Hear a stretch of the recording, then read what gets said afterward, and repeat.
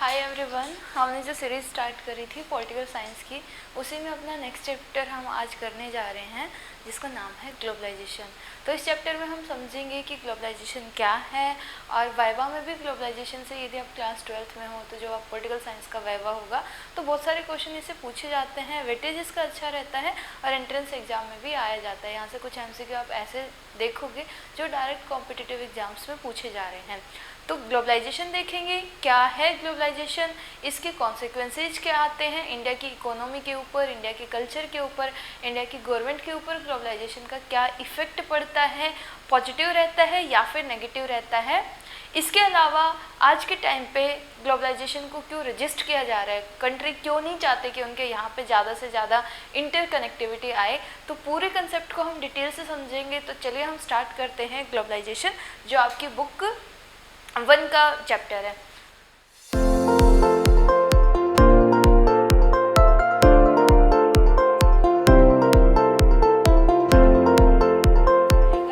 तो स्टार्ट करेंगे the concept of globalisation.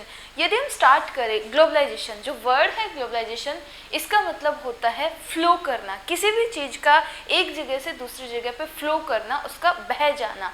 तो फ्लो क्या होएगा कि मान लो आप यहाँ पे बैठ के मैं और अमेरिका में, ब्रिटेन में, फ्रांस में, यूरोप के किसी भी कोने में या फिर सॉरी अफ्रीका में कहीं के भी बच्चों को मैं पढ़ा रही हूँ, उनको मैं ट्यूशन दे रही हूँ, तो यहाँ पे हम क्या कहेंगे कि यहाँ पे फ्लो हो रहा है, मैं वहाँ पे अपनी सर्विस प्रोवाइड कर रही हूँ, फ्लो ऑफ सर्विस हो रहा है। हो सकता है कि आप इंडिया में बैठ के रात के टाइम में काम कर रहे हो और वहाँ पे डे टाइम चल रहा हो, आप वहाँ पे किसी बैंकिंग सेक्टर में, किसी स्कूल में, किसी कॉलेज को अपनी सर्विस दे रहे हो, तो हम कहेंगे ऐसा जो फ्लो है ये फ्लो ऑफ सर्विस हो जाएगा। इसके अलावा फ्लो ऑफ गुड्स, जैसे मान लो कि मैंने ये पैनल खरीदा, या मैंने कोई मोबाइल फ़ोन खरीदा, मैंने कोई वॉच खरीदी, मैंने कोई गाड़ी खरीदी, और वो जो भी सामान मैंने खरीदा है वो किसी दूसरी कंट्री में बना हुआ है। कि मान लो मैं एक मोबाइल फ़ोन खरीद लेती हूँ और वो मोबाइल फ़ोन साउथ कोरिया में मैन्युफैक्चर्ड है, तो मैंने क्या किया, वो हुआ गुड्स का फ्लो, सामान का फ्लो हुआ। साउथ कोरिया का सामान हमारे देश में आ रहा है, हमारे हाथों में आ रहा है। मैंने जो गाड़ी खरीदी है, हो सकता है कि वो गाड़ी जो है जापान में बनी हो, तो फ्लो ऑफ गुड्स हो जाएगा। बदले में हम क्या करेंगे, उस कंट्री को पैसे दे देंगे, फ्लो ऑफ मनी हो जाएगा। तो इस टाइप से हम क्या कहेंगे कि ग्लोबलाइजेशन में किसी भी चीज़ का फ्लो होता है, किसी भी माध्यम से हो सकता है। हो सकता है कि जैसे ही आप क्लास 12th पास कर जाओ, आपका मन करे कि मैं तो फॉरेन से एजुकेशन करूँगा, मुझे तो ब्रिटेन जाना है, मुझे तो कनाडा जाना है, मुझे तो फ्रांस जाना है, मुझे तो इटली जाना है, मुझे तो चाइना जाना है। तो इसमें क्या हो जाएगा, flow of the human beings. आप अपनी कंट्री को छोड़ के किसी दूसरी कंट्री में जा रहे हो, वहाँ पे जाके आप एजुकेशन ले रहे हो, या फिर आप कोई जॉब वहाँ पे कर रहे हो, तो this is the flow of human beings. तो globalisation the word itself connect with the flows, किसी भी चीज़ का फ्लो हो जाएगा। फ्लो बहना, एक जगह से दूसरी जगह को चेंज करना, वेदर इट इज मनी, पैसे का हो सकता है, इट कैन बी एक गुड्स, किसी सामान का फ्लो हो सकता है, या आइडियाज़ फ्लो कर सकते हैं। कोई मूवी हमने देखी जो इंग्लिश में बनी है, फॉरेन मूवी है, उसका सेम कंटेंट जो है हमने यहाँ पे कर लिया। फ्लो ऑफ कल्चर हो सकता है, जैसे हम वेस्टर्न जीन्स पहनते हैं, तो इस टाइप का हम कहेंगे कि globalisation deals with the flows, flow के साथ बात करेगा। एक सिंपल सी हम डेफिनेशन कहेंगे कि व्हाट इज ग्लोबलाइजेशन, तो डेफिनेशन हो जाएगी आपकी, globalisation as a concept fundamentally deals with the flows. एक कंसेप्ट होने के नाते ग्लोबलाइजेशन डील करेगा फ्लो के साथ। कुछ भी नहीं आता तो आप ध्यान रखोगे, ग्लोबलाइजेशन का मतलब होता है फ्लो करना, एक जगह से दूसरी जगह सामान का, आइडियाज का, पैसे का, ह्यूमन बींग्स का जाना, जगह चेंज करना, this is the globalisation. These flow could be of various kinds, ये जो फ्लो हम बात कर रहे हैं ये कई तरीके का हो सकता है, जैसे ideas moving from one part of the world to another, जैसे आइडियाज दुनिया के एक कोने से दूसरे कोने में जाते हैं। फ्लो ऑफ कैपिटल, पैसा हमने देखा, हम कोई भी फॉरेन मटेरियल हम ले रहे हैं, कोई भी सामान हम ले रहे हैं, तो उसके बदले हम उसको पैसा प्रोवाइड करेंगे, तो this can be the flow of capital. Flow of commodities, सामान हो जाएगा। बीइंग ट्रेडेड अक्रॉस बॉर्डर, एक कंट्री से दूसरी कंट्री बॉर्डर को पार करके सामान को बेचा जाता है। And people moving in search of better livelihood of in different parts of the world, या फिर ह्यूमन बींग्स का फ्लो हो जाएगा। तो globalisation itself deal with the flow of goods, ideas, services, human beings and culture is called the globalisation. किसी भी चीज़ का flow होगा तो हम कहेंगे कि वो ग्लोबलाइजेशन में आएगा, भौगोलिकरण में आएगा। Next is the crucial element is, अब आपसे पूछा जाएगा कि what is the cause of globalisation. वैसे बेसिक यदि हम आपसे पूछें कि ग्लोबलाइजेशन पॉसिबल क्यों हो पाया, ऐसा क्या आया, ऐसा कौन सा रेवोल्यूशन हुआ कि आज के टाइम पे मैंने अमेजोन खोला और मैंने किसी भी कंट्री का सामान जो है मेरे घर पे डिलीवर हो जाएगा। टाइम हो सकता है कि ज़्यादा लगे, हफ्ते भर में डिलीवरी आए, 10 दिन में, 15 दिन में, महीने में, बट जो भी सामान मुझे चाहिए वो मेरे पास आ जाएगा, डिलीवर हो जाएगा। तो ये किस वजह से पॉसिबल हो पाया, what is the cause behind the globalisation, क्या है इसके पीछे की पावर। तो हम कहेंगे the crucial element is the world wide interconnectedness which is created and sustained as a consequences of these constant flow। एक कंट्री का दूसरी कंट्री के साथ फेथ हो पाना और आपस में जुड़े पाना, इंटरकनेक्टनेस हो पाना, पूरी जो दुनिया है आपस में इंटरकनेक्टेड है। हम अपने आप में जो है इनफ नहीं है, हमें दूसरे की हेल्प पड़ेगी ही पड़ेगी। तो जो ये फेथ होता है कि चाइना का सामान मैं यूज करूँगा तो मेरे लिए अच्छा है, सामान उनका बड़ा अच्छा है, उस जो भी प्रोडक्ट है उसमें आपका फेथ कितना है, आप कितना उसको बिलीव करते हो, रिस्पेक्ट कितना करते हो। तो टाइम के साथ हो क्या रहा है कि हम इंटरकनेक्टेड अपने आप को फील कर पा रहे हैं। हम सोशल मीडिया यूज करते हैं, यूट्यूब हो गया, ट्विटर हो गया, उसमें हम क्या करते हैं कि जो भी फॉरेन के पर्सनैलिटी होते, फेमस पर्सनैलिटी, हम उनको भी फॉलो करते हैं, उनके व्लॉग्स देखते हैं, उनके जितने भी ग्रुप्स होते हैं उनमें हम कनेक्टेड होते हैं। तो ग्लोबलाइजेशन इसी वजह से पॉसिबल हो पाया कि आज के टाइम पे दुनिया अपने आप को कनेक्टेड फील कर रही है। धीरे धीरे करके जो बॉर्डर की जो है, बॉर्डर में जो रिस्ट्रिक्शन आती थी वो रिस्ट्रिक्शन अब टाइम के साथ कम होती जा रही है। दूसरा हम कहेंगे first is the faith in interconnectedness, कि हम पूरी धरती एक है, हम आपस में इंटरकनेक्टेड हैं, हम यूनाइटेड हैं। Next, globalisation is a multi dimension concept, it has political, economic and cultural manifestation. ये हम करेंगे, इसके साथ साथ हम करेंगे कि ग्लोबलाइजेशन जो पॉसिबल हो पाया है, this can be possible due to the technology. Technology यदि नहीं होती तो मैं नहीं खरीद पाती कोई भी सामान। टेक्नोलॉजी या फिर हम कह सकते हैं इंटरनेट, जो इसके बिहाइंड पूरी पावर है जिसकी वजह से ग्लोबलाइजेशन पॉसिबल हो पाया है। First is the faith in interconnectedness and second is the internet and technology. Internet और टेक्नोलॉजी जो है, आज के टाइम पे मैंने कोई भी ऐप खोला, यदि इंटरनेट नहीं होता, टेक्नोलॉजी नहीं होती, मोबाइल फ़ोन, लैपटॉप्स, टैबलेट्स नहीं बने हुए होते, तो हम क्या ये यूज कर पाते, हम नहीं यूज कर पाते। तो फेथ के साथ साथ जो टेक्नोलॉजी एडवांस हो रही है, पहले हमने 3G यूज करना शुरू किया, फिर 4G, 5G बढ़ती जा रही है, स्पीड बढ़ती जा रही है। तो ये जो टेक्नोलॉजी में एडवांसमेंट आया है, बेटरमेंट आया है, इसी की वजह से ये पॉसिबल हो पाया है कि आज के टाइम पे हम कोई भी सामान खरीद पाते हैं। तो what is the cause behind the globalisation, it is the interconnectedness in the world as well as the internet and technology which is the most important factor behind the globalization। इसके बिना तो ये पॉसिबल ही नहीं था। तो internet and technology यदि आप बता दोगे तो आपका आंसर कंप्लीट हो जाएगा। नेक्स्ट, जब हम ग्लोबलाइजेशन को पढ़ेंगे तो हम इसमें इसके हर एक टाइप को पढ़ेंगे। ग्लोबलाइजेशन जो डायमेंशन एक कंसेप्ट होता है, इसमें हम इसके पॉलिटिकल डायमेंशन को देखेंगे कि जब MNCs, मल्टीनेशनल कंपनी हमारे देश में आके अपनी यूनिट को सेटअप करती हैं, तो क्या हमारी पॉलिटिकल डायमेंशन के ऊपर, हमारी गवर्नमेंट के ऊपर, पार्लियामेंट के ऊपर प्रेशर क्रिएट होता है या फिर नहीं होता है। पॉलिटिकल डायमेंशन हमने देखना है। नेक्स्ट इज़ द इकोनॉमिक, जब जितनी ज़्यादा MNCs हमारी कंट्री में आएंगी उससे क्या होगा, हमारे देश की GDP बढ़ेगी, हमारे देश में पैसा आएगा, टैक्स जो है वो हमारे गवर्नमेंट को प्रोवाइड करेंगी, लेबर में क्या होगा, क्या हमारी लेबर का एक्सप्लॉयटेशन होगा, नहीं होगा, तो इकोनॉमिक डायमेंशन को हम ध्यान से रखेंगे।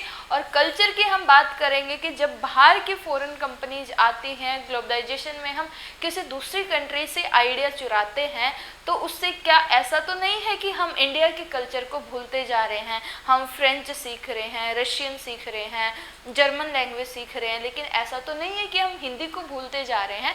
तो हमारे कल्चर के ऊपर हो सकता है कि हम बर्गर खा रहे हैं, चाइनीज़ नूडल्स हम खा रहे हैं, ऐसा तो नहीं है कि हम अपना ही खाना भूलते जा रहे हैं, हमसे बाहर वालों का पास्ता, पिज़्ज़ा, बर्गर, इन्हीं में अपने आप को इंडल्ज करते जा रहे हैं।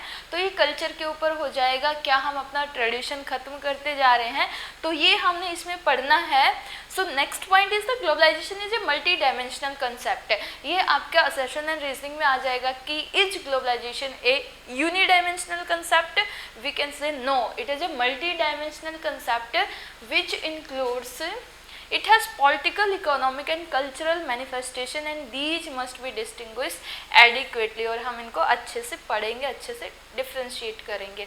कोज का फिर से हमने ऐड किया है, globalisation is not cause by any single factor, कोई सिंगल फैक्टर हम नहीं कह सकते हैं, बट लेकिन फिर भी यदि हम कोई एक बताना चाहें तो हम कहेंगे technology remains a critical element in it, ability of ideas, capital, commodities and people to move more easily from one part of the world to another has been made possible by the technological advancement.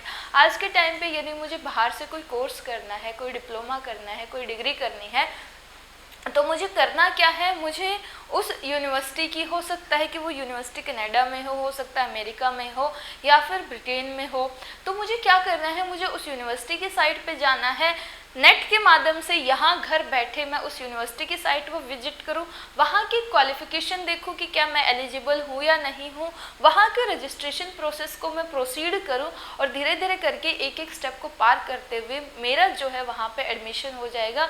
उसके बाद visa और ये formalities सारी की सारी online होगी हैं।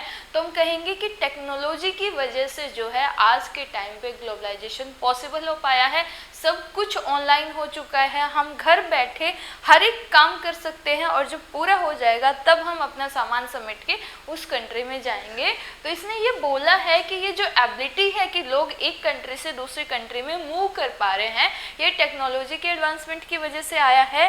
Next जो हमने देखा था, interconnection is also a major part of globalisation as an activity like the bird flu. Interconnectedness अच्छा है, इंटरकनेक्शन अच्छा है कि वहाँ से बहुत सी अच्छी चीज़ें सीख रहे हैं, लेकिन इसके साथ साथ इसके नेगेटिव पॉइंट भी आते हैं। जितने ज़्यादा हम इंटरकनेक्टेड होते हैं उतने ही ज़्यादा हम जो है बीमारियों की चपेट में भी आते हैं। जैसे हमने कोविड-19 देखा, अब दुनिया इंटरकनेक्टेड है, हम सिर्फ एज ए इंडियन हम इनफ नहीं है, हमें ज़रूरत पड़ेगी बाहर की कंट्री से सामान को इंपोर्ट करने की। तो जैसे हमने कोविड-19 को देखा कि ये चाइना के एक छोटे से शहर वुहान से शुरू हुआ और पूरी दुनिया में फैल गया, तो ये क्या दिखा रहा है कि चाहे टेक्नोलॉजी हो, कोई आइडिया हो या फिर कोई सामान हो, वो तो जाएगा ही जाएगा दूसरी कंट्री में, लेकिन इसका नेगेटिव साइड इफ़ेक्ट भी ये होगा कि वहाँ की जो भी बीमारियाँ हैं वो भी सामान के साथ दूसरे देशों में फैल जाएंगी।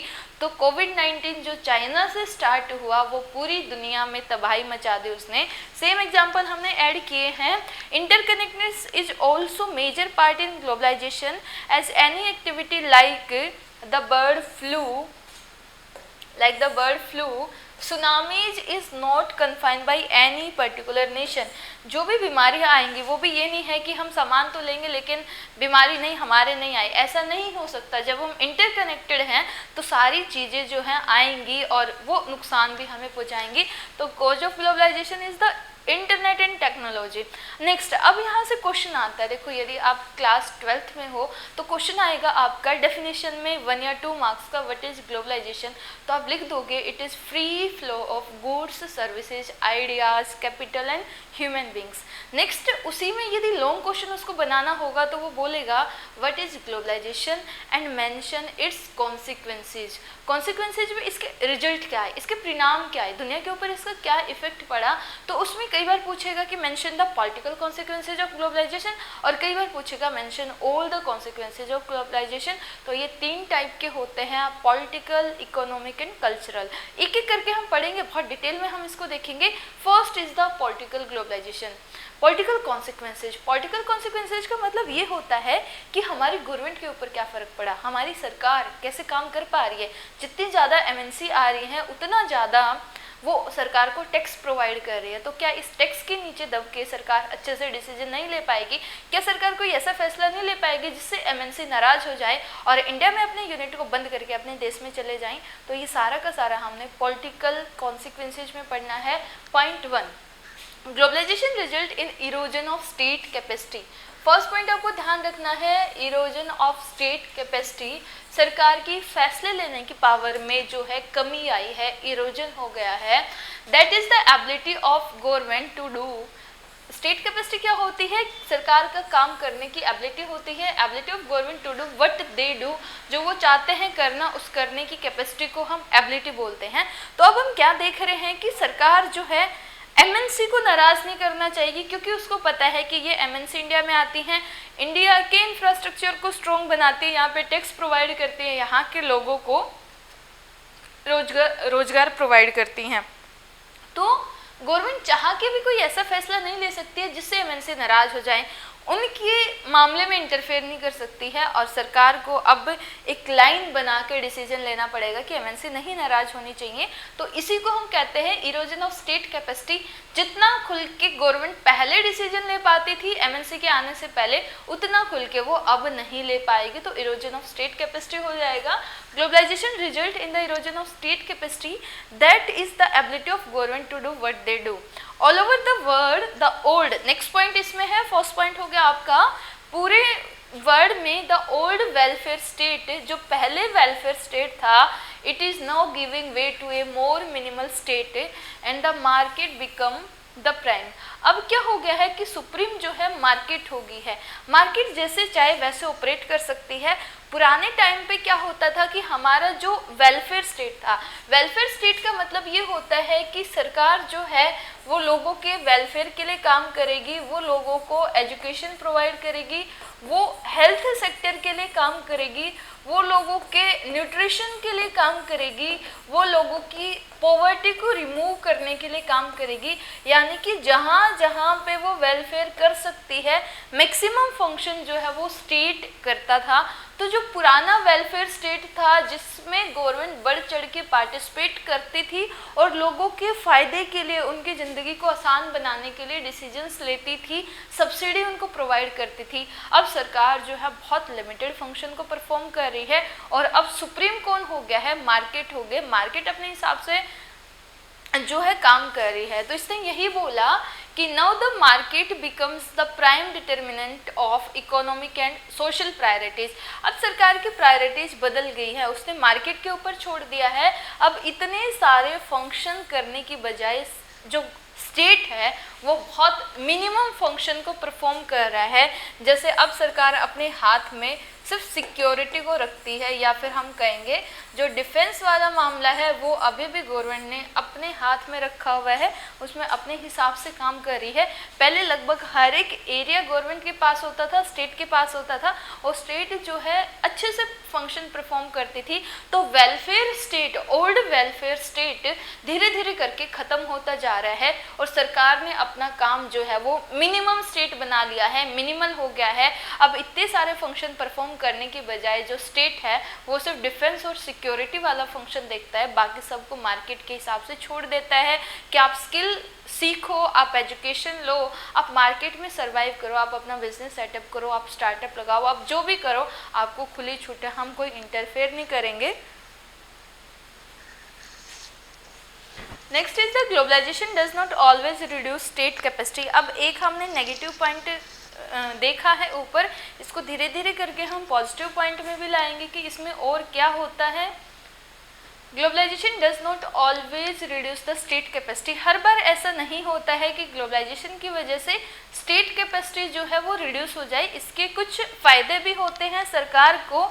जैसे हम एक एग्जांपल इसमें देखेंगे, state capacity has got a boost as a consequences of globalization, which enhance technological available at the disposal of the state to collect information about its citizen. यानी कि ये ठीक है कि सरकार के काम करने में कम, मतलब ये है कि state capacity has got a boost in the consequences of globalisation. हमने ये तो देखा कि सरकार के काम करने की कैपेसिटी कम हो रही है, सरकार के स्टेट कैपेसिटी में इरोजन हो रहा है, लेकिन साथ के साथ हम ये देखेंगे कि टेक्नोलॉजी के एडवांसमेंट होने की वजह से, ग्लोबलाइजेशन होने की वजह से उसी इंटरनेट का यूज करते हुए गवर्नमेंट क्या कर सकती है, रिसर्च कर सकती है और वो डेटा जो है कलेक्ट कर सकती है।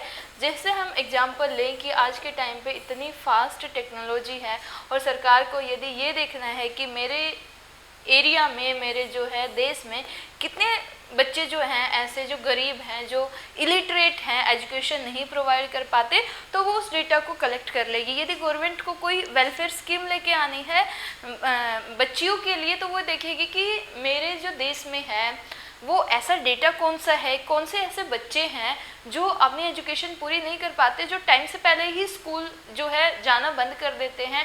तो आज के टाइम पे बहुत इजीली अवेलेबल होता है क्योंकि हर किसी के पास इंटरनेट है, हर किसी के पास मोबाइल फ़ोन है, तो उसकी हेल्प से सरकार उस टारगेटेड ग्रुप को अच्छे से फैसिलिटीज़ प्रोवाइड कर सकती है। तो यही हमने बोला है, ये उसी का पॉलिटिकल कॉन्सिक्वेंसेज में पॉजिटिव पॉइंट हो जाएगा। State capacity has got a boost, ऐसा नहीं है कि उनका पूरा नुकसान ही हुआ है, इनके काम करने को बूस्ट भी मिला है, क्योंकि as a consequences of globalisation which enhance, क्योंकि आज के टाइम पे इनके पास एनहांस टेक्नोलॉजी है available at the disposal of the state to collect the information about the citizens. ये सिटीजन के उसको इंफॉर्मेशन को कलेक्ट कर सकता है और उस कलेक्टेड इंफॉर्मेशन से उस टारगेटेड ग्रुप के लिए काम कर सकता है। और पहले ऐसा नहीं होता था, पहले आपने देखा होगा कि गवर्नमेंट स्कूल के टीचर्स जो हैं वो घर घर जाके जो है सेंसस करते थे, देखते थे कि किसके घर में कौन जॉब करता है, प्रॉपरली रिटर्न होता था। लेकिन आज के टाइम पे इंटरनेट आ चुका है, आज के टाइम पे ऑनलाइन डिजिटल प्लेटफॉर्म्स आ चुके हैं, जिसकी हेल्प से एक क्लिक में हमें सारा का सारा डेटा जो है वो प्रोवाइड हो जाता है और ये सारा डेटा जो है सरकार के पास होता है, वो उसको यूज करके उस टारगेटेड ग्रुप के लिए वेलफेयर स्कीम्स को लॉन्च कर सकती है। तो पॉलिटिकल कॉन्सिक्वेंसेज में हमने ये देखा है कि इरोजन कैपेसिटी कम हुई है, स्टेट कैपेसिटी में इरोजन हुआ है, सरकार की फैसले लेने की क्षमता जो है वो कम हुई है, एमएनसी के प्रेशर में वो खुल के काम नहीं कर पा रही है और उसने अपने आप को एक जो पहले वेलफेयर स्टेट होता था उससे उसने अपने आप को एक मिनिमल स्टेट में चेंज कर लिया है। अब वो सारे फंक्शन परफॉर्म करने की बजाय स्टेट क्या करता है, सिर्फ डिफेंस और सिक्योरिटी वाले फंक्शंस को ही देखना पसंद करता है। इसके साथ हम ये कहेंगे कि ये ठीक है, लेकिन उसके जो है इन्फॉर्मेशन में भी फ़ायदा हुआ है, उसके सामने अब इतना डेटा है जिससे वो लोगों की भलाई कर सकती है। नेक्स्ट इसके कॉन्सिक्वेंसेज में यदि हम पढ़ेंगे तो ये आएगा आपका इकोनॉमिक कॉन्सिक्वेंसेज। इकोनॉमिक कॉन्सिक्वेंसेज में मेनली हम ये ध्यान रखेंगे कि हमारी इकोनॉमी के ऊपर क्या फ़र्क पड़ा है, क्या हमारे देश में पैसा आ रहा है। यदि कोई भी एमएनसी चाइना की उठ के इंडिया में अपनी कंपनी लगा रही है, जापान से कंपनी जा रही हैं, साउथ कोरिया से यदि कंपनी आ रही हैं, तो क्या हमारी इकोनॉमी को बूस्ट मिल रहा है? क्यों मोदी जी बाहर जा के अलग अलग जो देश के लीडर से मिलते हैं और वहाँ के जो बिजनेसमैन हैं उनको कहते हैं कि आप इंडिया में आओ, आप इंडिया में जो है इन्वेस्ट करो, अपनी कंपनी को सेटअप करो। तो इकोनॉमिक फील्ड, इकोनॉमी के ऊपर ग्लोबलाइजेशन से क्या फ़ायदा होता है, क्या हमारी इकोनॉमी को बूस्ट मिलता है या फिर नहीं मिलता है, ये हमने देखना है। First point, economic globalisation usually involve greater economic flows among different country of the world. तो इसमें इकोनॉमी का फ्लो करेगा, ठीक है। Some of this is voluntary in some force by international institutions and powerful country. Economy को खोलने की बात होती है तो कोई भी कंट्री चाहेगा नहीं कि बाहर की कंपनियां यहाँ पे आएँ और हमारी मार्केट को ख़राब कर दे।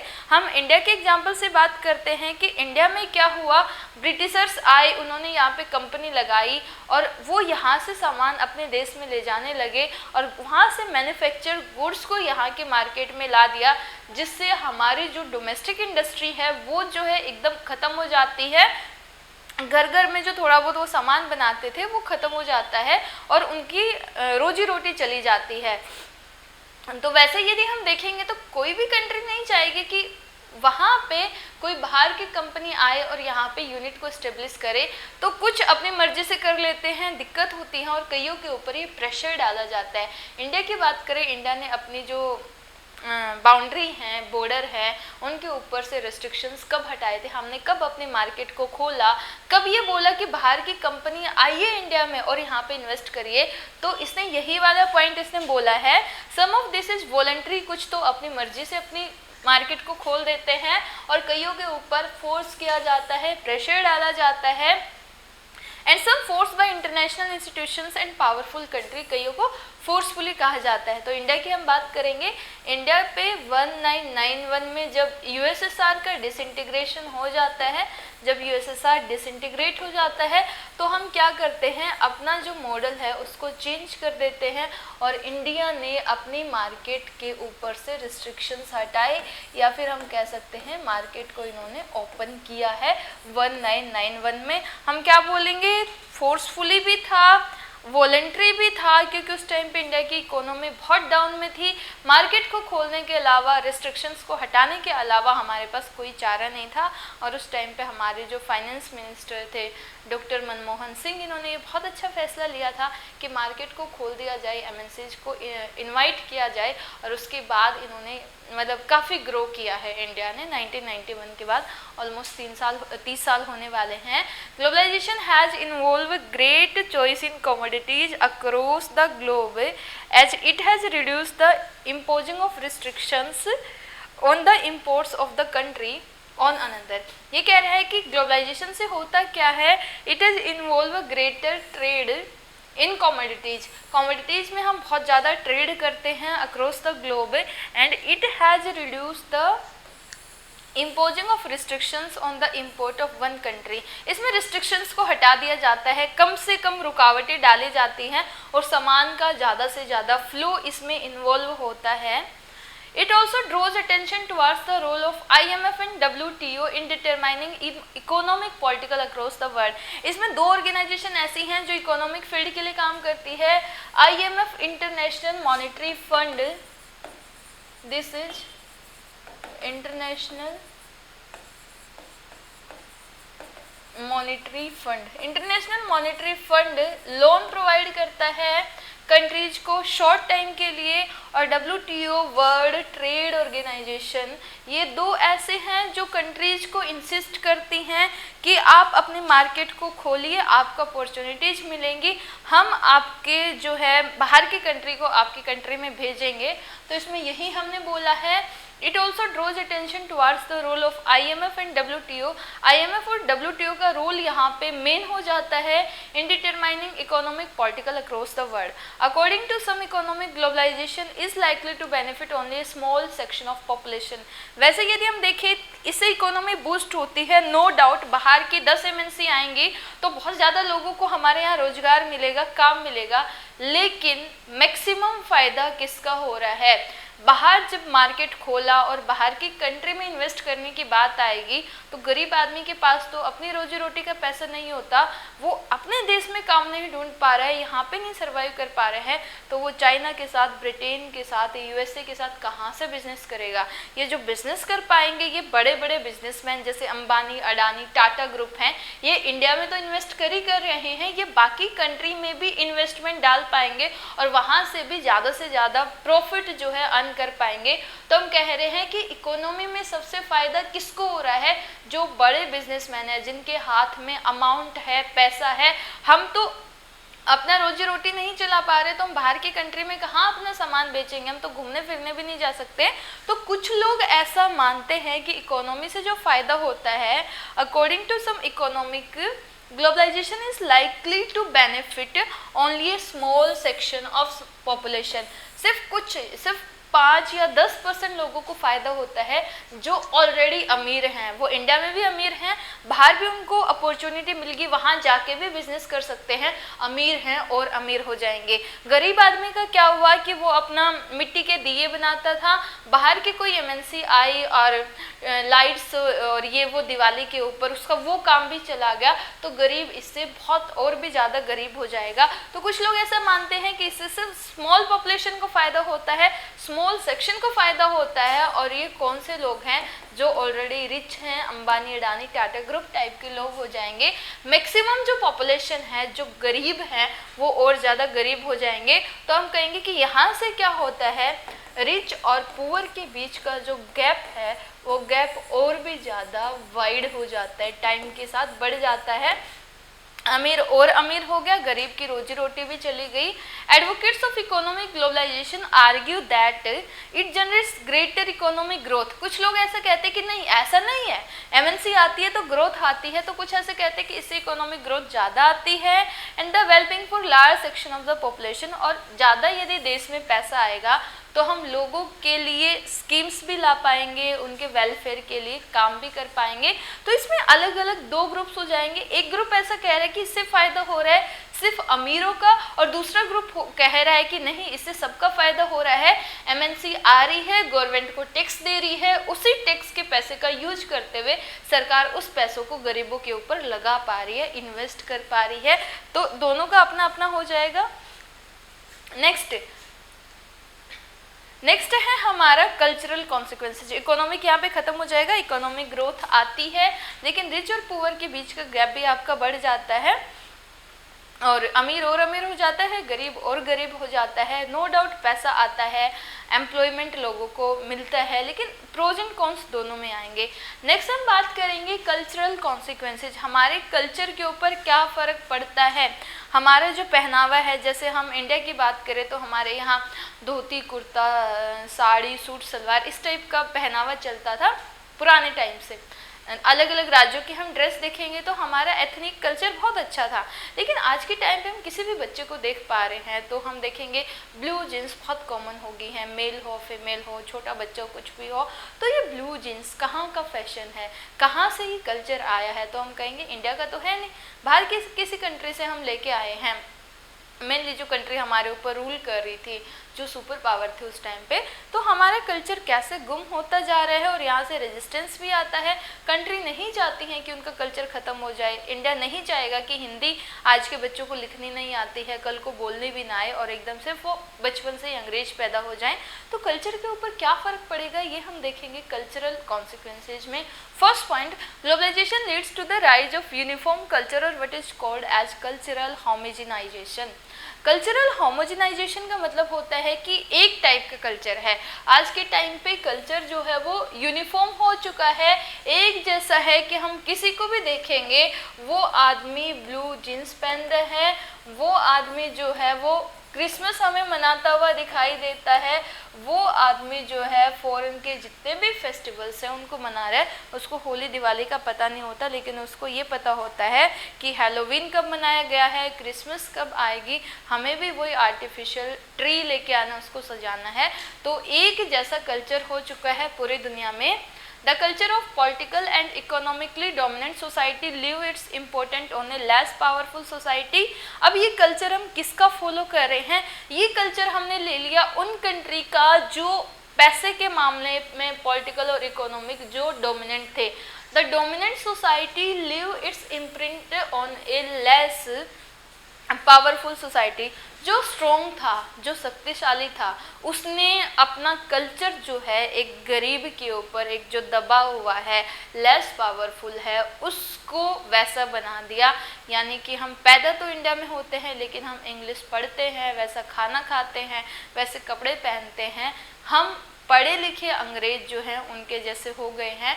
तो जो पावरफुल सोसाइटी थी, पावरफुल कंट्री थी, उसने अपना कल्चर जो है एक लेस पावरफुल के ऊपर जो है इम्पोज कर दिया, थोप दिया, और पूरी दुनिया का कल्चर एक जैसा हो गया। And the world begin to look like the dominant power wishes to be। और जैसा वो चाहते थे हमको देखना, आज के टाइम पे हम वैसा ही बन चुके हैं।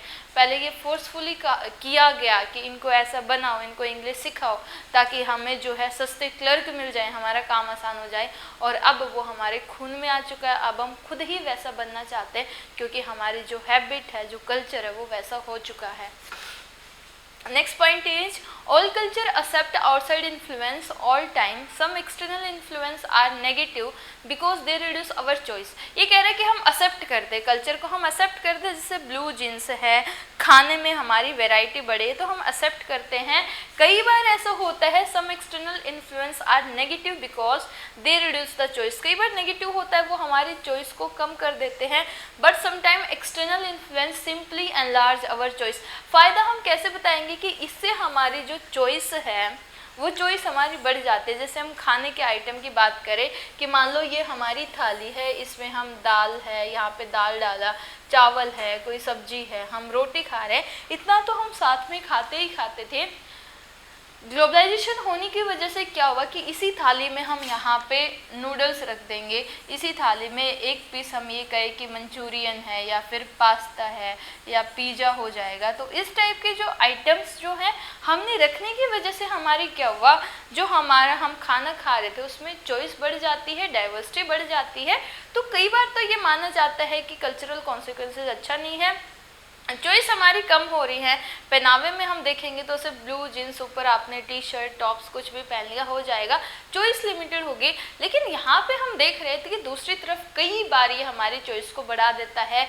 खाने में हमारी चॉइस को बढ़ा दिया. मूवी यदि हमने देखनी है तो कई सारे ऑप्शंस हैं हमारे पास, हम कुछ भी देख सकते हैं. तो कई बार ये माना जाता है कि sometimes it enhance our choice and sometimes they modify our culture. कई बार ये हमारे कल्चर को मॉडिफाई भी कर रहे हैं, हमारी चॉइस उसमें ऐड करें. जैसे हम सिर्फ ब्लू जीन्स का एग्जांपल नहीं दे सकते, हम ऐसे बहुत से फॉरेनर्स का एग्जांपल दे सकते हैं जिन्होंने ब्लू जीन्स तो पहनी होती है लेकिन उसके ऊपर खादी का कुर्ता पहना होता है. और खादी कहाँ से गई, खादी गई इंडिया से, क्योंकि वो कुर्ता पहनना हमारी निशानी थी. तो हम ये कह रहे हैं कि कल्चर क्या कर रहा है, कल्चर हमारी चॉइस को एनहेंस भी कर रहा है. नो डाउट वो हमारे कल्चर को ख़त्म कर रहा है, लेकिन साथ के साथ हमें कुछ नई वैरायटी दे रहा है, नई चॉइस दे रहा है, डाइवर्सिटी को बढ़ा रहा है. और कई बार वो हमारी चॉइस को मॉडिफाई कर रहा है. जैसे ब्लू जीन्स के साथ हम कुर्ता पहनेंगे तो वो मॉडिफिकेशन आ जाएगा, इंडो वेस्टर्न लुक हमारा क्रिएट हो जाएगा. Sometimes they modify our culture without overwhelming the tradition. Tradition को ख़त्म किए बिना वो हमारे कल्चर को जो है मॉडिफाई कर देते हैं, उसको और अच्छा बना देते हैं. While culture homogenization and aspect of globalization, the same process also generate precisely the opposite effect. It leads to each culture becoming more different and distinctive. इससे हर एक कल्चर क्या हो रहा है, बहुत ज़्यादा डिफरेंट हो रहा है, अलग हो रहा है. This phenomena is called cultural heterogenisation. यदि कल्चर आपका एक जैसा होगा, कल्चर आपका एक जैसा रहेगा तो हम क्या कहेंगे कि होमो का मतलब होता है सेम कल्चर. कई बार ऐसा होगा कि कल्चर आपका डिफरेंट हो जाएगा, डिफरेंट और डिस्टिंक्ट हो जाएगा, तो उसको हम कहेंगे हेट्रो का मतलब होता है डिफरेंट कल्चर. तो कल्चर की दो वैरायटी होती है, हमने देखा, पॉजिटिव भी है, नेगेटिव भी है. नेक्स्ट हम चलेंगे कि इंडिया क्या मानता है, इंडिया का कल्चर कैसा रहेगा. इंडिया एंड ग्लोबलाइजेशन, क्या इंडिया ने ग्लोबलाइजेशन को इजीली अपना लिया या फिर इंडिया जो है ग्लोबलाइजेशन के अगेंस्ट रहता है, इसकी जो है आप कह सकते हो निंदा करता है. During the colonial period as a consequences Britain imperial ambitions, India became an exporter of primary goods and raw material. थोड़ा हम हिस्ट्री में जाते हैं कि जब अंग्रेज यहाँ पे आए तो हम क्या करते थे, हम जो गुड्स और मटेरियल है, रॉ मटेरियल है, हम उनको जो है दे देते थे. वो हमारे यहाँ से क्या करते थे, रॉ कॉटन ले जाते थे, वो हमारे यहाँ से रॉ जो है वो सिल्क ले जाते थे. इस सामान को वो यूरोप ले जाते, यहाँ से वो कपड़ा बनाते थे, मैन्युफैक्चर करते थे, बना बनाया कपड़ा वो हमारे इंडिया के मार्केट में बेचते. हम हाथ से चरखे से काटते थे, बहुत भारी वेट वाला होता था, और इनका मशीनों का बना हुआ कपड़ा बहुत हल्का होता था, दिखने में भी अच्छा होता था. तो लोग क्या थे, उनको आसानी से ले लेते थे, जिसकी वजह से हमारी डोमेस्टिक इंडस्ट्री ख़त्म हो जाती है. तो इसने यही बोला है कि कॉलोनियल पीरियड के टाइम पे इंडिया क्या करने लग गया, ब्रिटेन को जो है रॉ मटेरियल को एक्सपोर्ट करने लग गया, और बदले में ये क्या करते थे, हमें जो फिनिश आइटम है, बना बनाया जो सामान है, वो हमारे यहाँ पे एक्सपोर्ट कर देते थे. आने वाले टाइम में क्या हुआ, after independence, because of this experience with the British, we decided to make ourselves rather than relying on the others।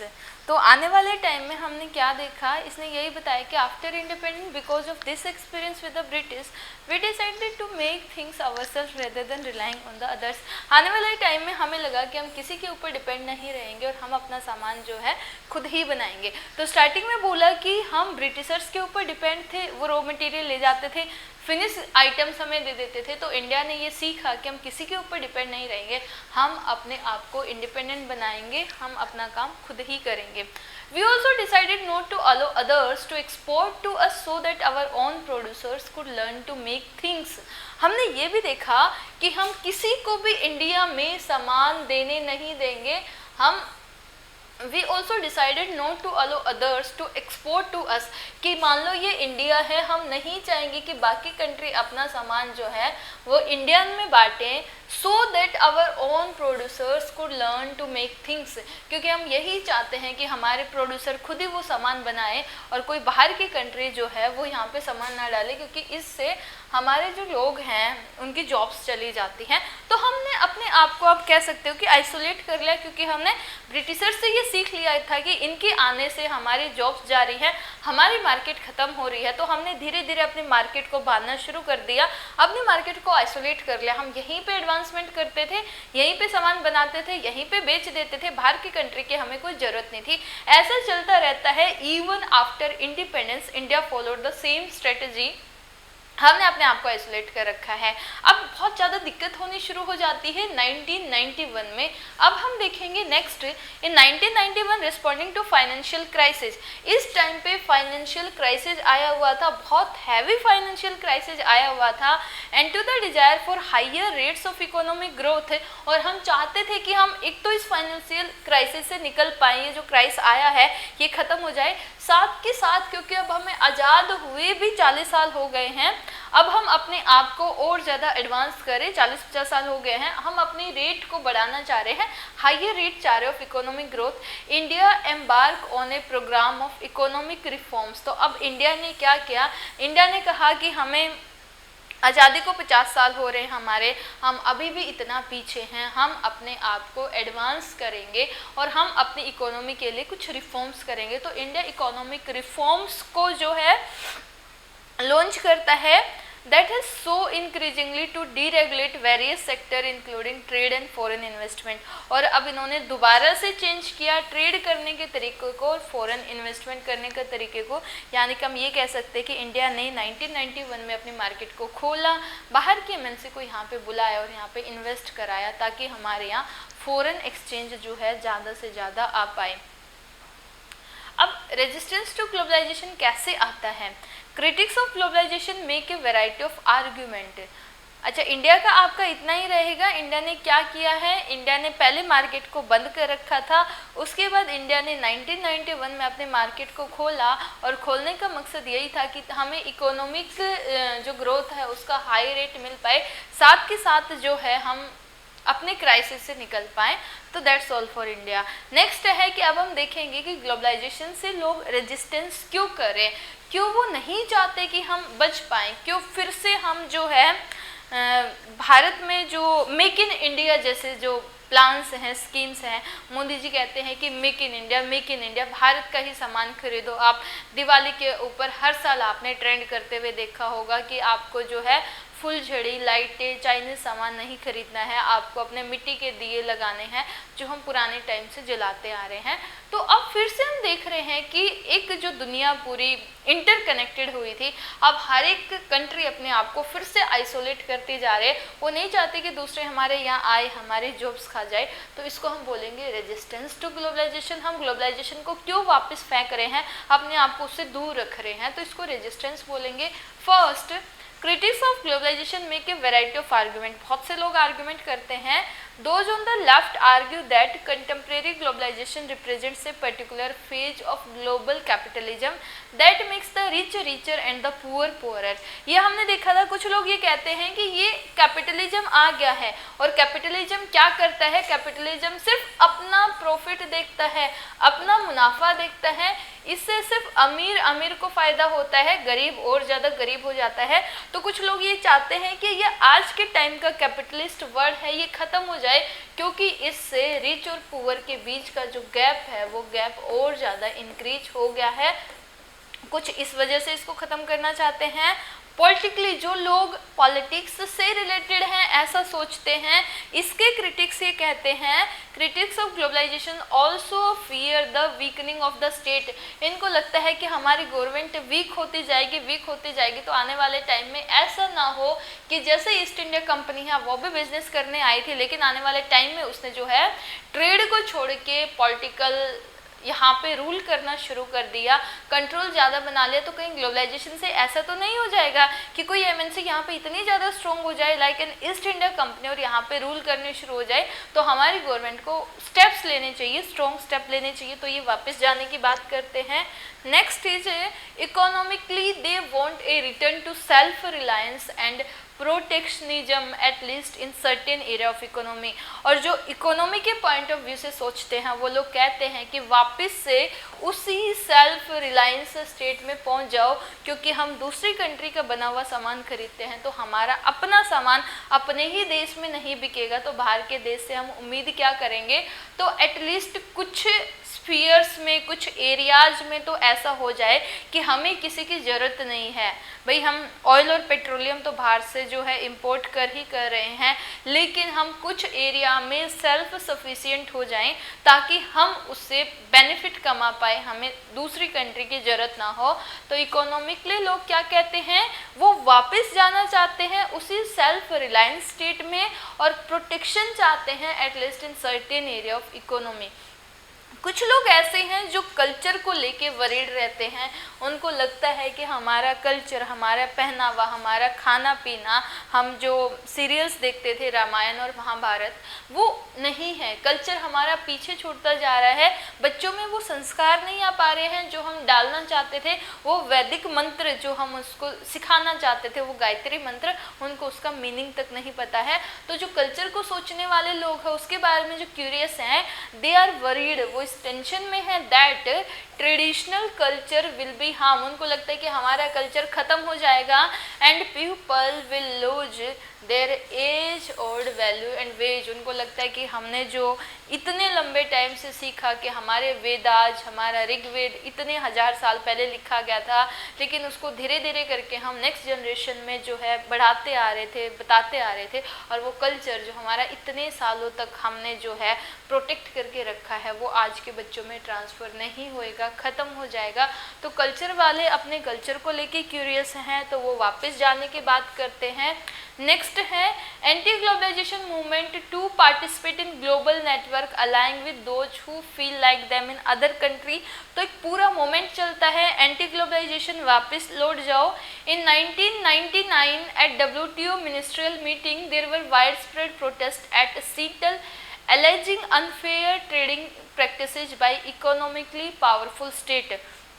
ये खुल के सामने आता है। आप बताओगे 1999 में जब वर्ल्ड ट्रेड ऑर्गेनाइजेशन की मीटिंग होती है तो कंट्री ये इल्ज़ाम लगाते हैं कि जो पावरफुल स्टेट हैं, इकोनॉमिक पावरफुल स्टेट हैं, जैसे USA हो गया, जैसे चाइना हो गया, जैसे ब्रिटेन है, फ्रांस है, वो इनके ऊपर इल्ज़ाम लगाते हैं कि ये क्या कर रहे हैं, ये अनफेयर प्रैक्टिस का फॉलो करते हैं, यानी कि एक टाइप का अनफेयर ट्रेड कर रहे हैं। भाई हम अपना सामान जो है, हम साउथ कोरिया का सामान अपनी कंट्री में जो है हमारे लोग खरीदते हैं, USA में बना हुआ आईफोन जो है हमारी कंट्री में बेचा जाता है, ब्रिटेन, फ्रांस, जर्मनी में बना हुआ सामान जो है आज के टाइम पे हम खरीदते हैं, लेकिन हम सिर्फ उनका बना हुआ सामान खरीद रहे हैं। जब हमारी वहाँ पे सामान बेचने की बारी आती है तो ये सारी कंट्री हमारे ऊपर भर भर के कस्टम ड्यूटी लगा देती हैं और हमारा सामान खुद इतना महंगा हो जाता है कि वो लोग हमारा सामान खरीदना पसंद नहीं करते।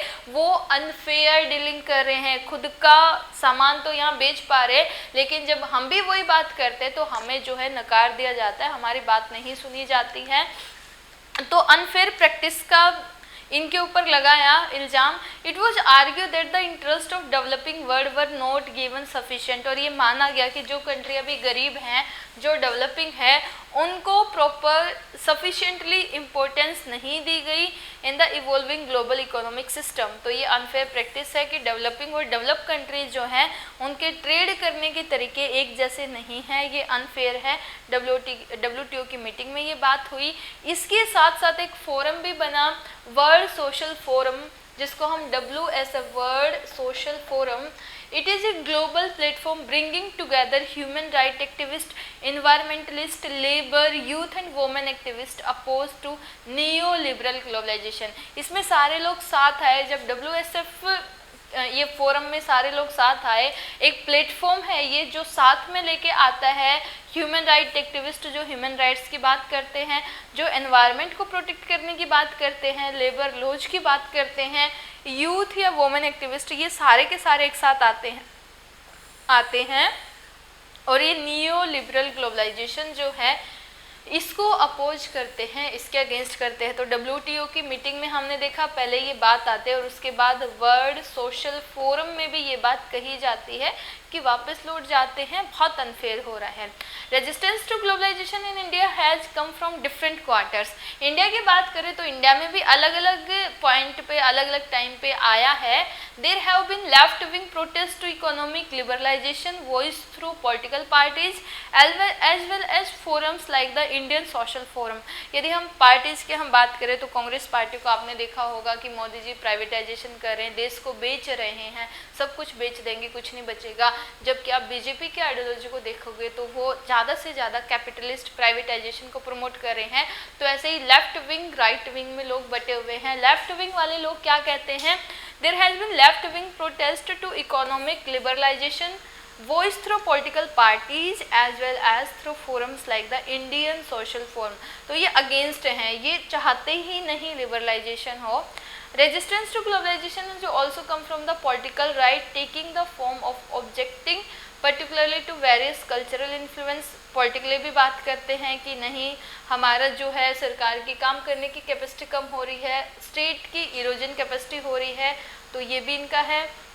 Ranging from the availability of foreign television channels provided by cable network, celebration of Valentine's day. अब कुछ एग्जांपल्स दे रहे हैं जैसे कि जो फॉरेन चैनल्स के द्वारा केबल के द्वारा चैनल प्रोवाइड कराए जाते हैं, जैसे वैलेंटाइन डे है, जैसे क्रिसमस है, हैलोवीन है।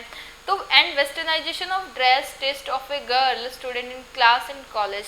तो इससे क्या होता है कि इन सब के अगेंस्ट आता है कि स्कूल कॉलेज में स्कर्ट हमारे यहाँ नहीं होता था, ड्रेस का वेस्टर्नाइजेशन हो रहा है, साड़ी को छोड़ के स्कर्ट को लोग प्रेफर कर रहे हैं। तो इस टाइप का जो है रेजिस्टेंस आता है कि हमें अपने कल्चर में वापस लौट जाना चाहिए, तो ये रेजिस्टेंस है। तो ये आपका ओवरऑल था ग्लोबलाइजेशन जिसमें हमने कवर किया। इसका डेफिनेशन स्टार्टिंग से देखेंगे हम। फर्स्ट हमने देखा था ग्लोबलाइजेशन, इसकी डेफिनेशन, कॉन्सिक्वेंसेज हमने देखा, इंटरनेट एंड टेक्नोलॉजी कोजिज हो गया है। उसके बाद हमने कॉन्सिक्वेंसेज में पॉलिटिकल कॉन्सिक्वेंसेज किया, positive negative point, economic consequences and then the cultural consequences, ये हमारा ख़त्म हो गया। इसके बाद हमने इंडिया और ग्लोबलाइजेशन देखा, पुराने टाइम पे ट्रेड के माध्यम से आया, फिर प्रोटेक्ट कर लिया, फिर मार्केट को खोला। फिर रेजिस्टेंस का हमने किया कि लोग चाहते हैं, इसमें सबके अपने अलग अलग पॉइंट हैं। तो ये ओवरऑल था। तो यहाँ से हम कहेंगे कि आपका जो ग्लोबलाइजेशन वाला कंसेप्ट है ये यहीं ख़त्म होता है। इसके ऊपर हम क्वेश्चंस जो है नेक्स्ट क्लास में या फिर जब हम सारे क्वेश्चंस के एक साथ प्रैक्टिस करेंगे तो इसके हम प्रैक्टिस क्वेश्चंस भी करेंगे। आई होप आपको ये कंसेप्ट, ये टॉपिक ग्लोबलाइजेशन का समझ आया होगा। जो भी आपकी क्यूरीज होंगी आप कमेंट सेक्शन में बताइएगा, उनको आगे नेक्स्ट वीडियो में इंक्लूड किया जाएगा। और इसको यदि आप ध्यान से समझोगे, ध्यान से अपनी एनसीईआरटी के बुक को पढ़ोगे तो बहुत अच्छे से ये कंसेप्ट आपका क्लियर हो गया होगा। So thank you very much.